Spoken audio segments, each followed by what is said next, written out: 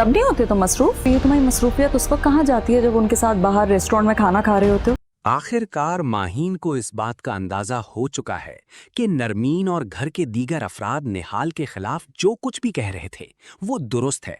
अब उसके दिल में भी निहाल के लिए शक पैदा हो चुका है और ये शक बहुत जल्द यकीन में बदलने वाला है। निहाल की गैर मौजूदगी मोना के लिए शदीद परेशानी का बायस बन चुकी है और अब उसे शक होने लगा है कि वो किसी गलत काम में उलझ गया है। इसी दौरान नरमीन मोना से कह देती है कि गालिबन निहाल आपके पैसे लेकर फरार हो चुका है, जिससे मोना की बेचैनी मजीद बढ़ जाती है।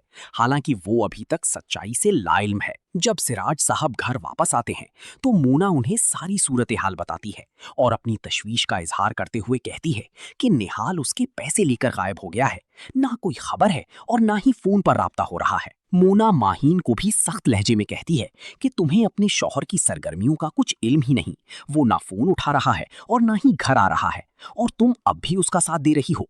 ये बातें सुनकर माही शदीद परेशान हो जाती है क्योंकि वो खुद भी निहाल के बारे में कुछ नहीं जानती। दूसरी तरफ गुलरुख एक साजिश के तहत हुमायूं के दिल में नरमीन के खिलाफ नफरत पैदा करने की कोशिश कर रही है। वो हुमायूं को ये बावर करवाना चाहती है कि नरमीन उससे मोहब्बत नहीं करती, बल्कि वो खुद उससे सच्ची मोहब्बत करती है और उसी से शादी करना चाहती है।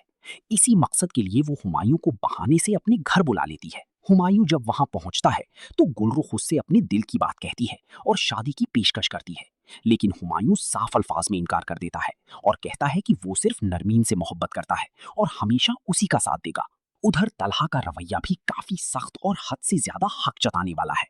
वो नहीं चाहता कि उसकी बीवी ईमान अपनी सास से ज्यादा बात करे।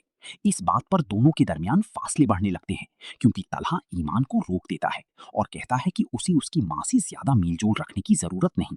ईमान उसे समझाने की कोशिश करती है, मगर तलहा अपनी बात पर कायम रहता है और वाजे कर देता है कि उसे वही करना होगा जो वो कहेगा और उसकी बात को नजरअंदाज करना काबिले कबूल नहीं।